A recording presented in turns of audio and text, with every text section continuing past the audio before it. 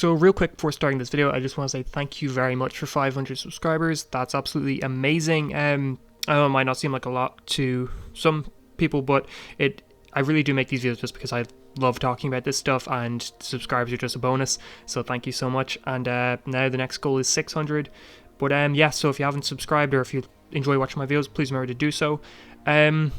But honestly, I was a little bit nervous going into episode 2, or just going into the following episodes after that pilot, for a couple of reasons. I was kind of worried that it would end up that the pilot was not the rule for the show, it was the exception, and that they just threw a load of money at the pilot to make the pilot look as good as possible for people coming into the show for the first time. And I was worried that like from episode 2 onwards it'd be a very noticeable decrease in quality, or just even a small drop off in quality. That's not the case at all, because episode 2 was still fantastic. It still looked amazing. It was still shot in that amazing way. It still had all of the great stuff that made the pilot great. So that was so good to have. Also, I just want to say that they are really nailing the Jordan and Jonathan dynamic, in my opinion, of the two brothers, because again, that's something that like the show is so heavily based around of, that they could have completely ruined that, and it's working so well to me. Like, I'm really enjoying both characters.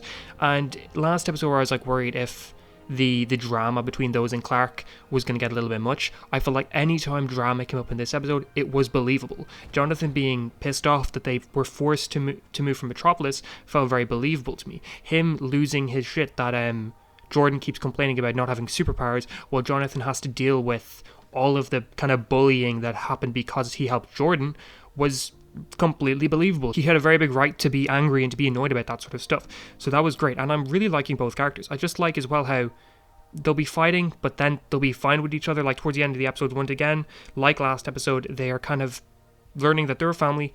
They need to work together no matter what, and yeah, they can be pissed off at each other sometimes, but overall, I just think that they're really doing this whole dynamic with them great. We got our first look at the Fortress of Solitude from this show, and obviously it looks pretty different to how the fortress looked in Supergirl, which is to be expected. Obviously with a higher budget they're able to make it look better, which, I mean, the fortress didn't look bad in Supergirl at all. It looked pretty good. It looked like how you would assume the fortress would look, but I just think that the production aspects look bigger here. Here it does feel like an Arctic cave, whereas in Supergirl it did kind of feel like 1 second you're in the Arctic, the next you're just in this kind of alien office kind of thing. It looked like it kind of felt like the DEO office if the DEO office was in the Arctic, whereas this just does feel like a cave in the Arctic that now has Kryptonian stuff inside of it. So I really did like that touch. We saw our first look at Jor-El, which he didn't appear in Supergirl. I actually thought he did for some reason. When they announced the casting of Jor-El in this show, I was like, oh wow, they recast him from Supergirl, because I thought that he appeared in episode 13 of Supergirl. It was the one that the Supergirl version of For the Man Who Was Everything Superman story, and I was like, alright, so they recast him, but he wasn't even in that episode, so I was mistaken there. But he was great in this. The costume looked really cool. I wonder if we'll see that again, maybe in color next time. I thought he sounded different to how I expected Jor-El to sound, but I still really liked it. He had that kind of, you can tell he cares about Clark. He obviously cares about Kryptonian heritage, but he still has that coldness that we've come to expect of that character.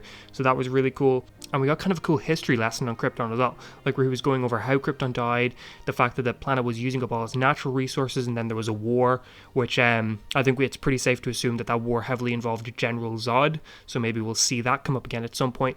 But that was all really cool. I thought that I really liked the moment where Jordan was kind of like, wow, this is Krypton, and you could see kind of the pain in Clark's face as well. Like, obviously he didn't experience all of that, but this was his planet that he watched die, so that was really cool. And I love them when they were watching the hologram of it, and you see Clark's pod fly past and Jordan kind of follows the pod.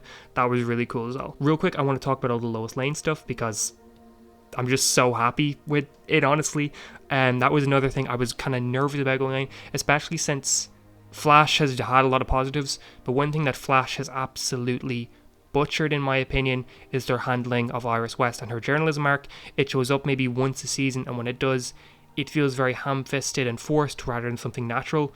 Here though, Lois Lane's journalism arc feels absolutely perfect in my opinion. She has her own story. She's not just completely tied to Clark and Superman. She's investigating her own stuff, which is Morgan Edge. And I really like the idea that Morgan Edge is her villain of the season, while Luthor is Clark's villain of the season. It stops both characters from needing the other character for their storylines to work, because this isn't Superman, this is Superman and Lois, and so Lois should be getting just as much of a story as Clark is, and that's definitely the case.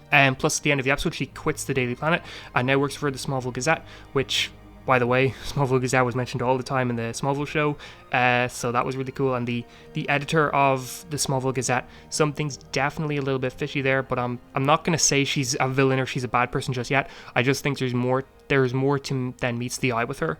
But yeah, that whole thing about Lois quitting the planet, that felt like a reveal that they would save for a mid-season.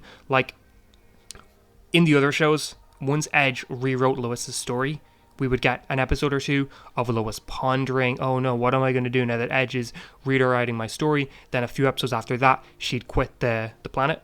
That didn't happen here. They just ran with that storyline, showing that the pacing here is so much more well refined and so much more what you would expect from a HBO show or from a premium TV show.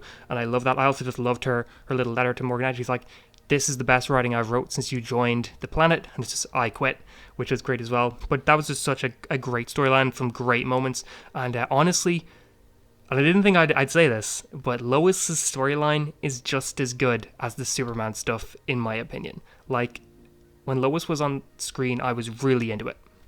Another great reference that a lot of Smallville fans would have caught is the Granville reference, which was always like the town right beside Smallville, so that was really cool as well. I want to talk about Kal-El real quick, because obviously he's probably the one character that a lot of people aren't liking, and again in this episode he was very similar to in the pilot, where he was kind of an antagonist. Well, not really. He more so is just very protective of Smallville, and he just wants to see Smallville triumph, and he sees Morgan Edge as somebody who will make Smallville triumph and make Smallville, you know, be a real community again. And so for that reason, I am actually digging his character. I don't think that he is gonna be a villain, or I don't think he's gonna be a bad guy. I think that he really does care for Smallville. He really does care about things. I think that makes him an interesting character. It makes him pretty well written, in my opinion, that he is being sympathetic. Now obviously this could change in an instant if they reveal him to be like, I don't know, not great at home. You catch my meaning. But I really do like what they're doing with him so far, and I like the conversation between him and Lois at the barbecue, because that felt very, very, very sincere. Like, just the way they were talking, like, he saw why Lois did what she did, and then Lois also saw why Kal did what he did. They were starting to kind of understand each other and not see each other as, you know, the bad guys of the story, which was a really cool thing to do with both their characters, I felt. So I'm interested to see where they go with him. I'm hoping that they keep it, they don't go to predictable route and make him a straight up bad guy. I hope that they keep going in this, and eventually he could be a more sympathetic character, someone that we know just makes a lot of dumb decisions but is overall a good person.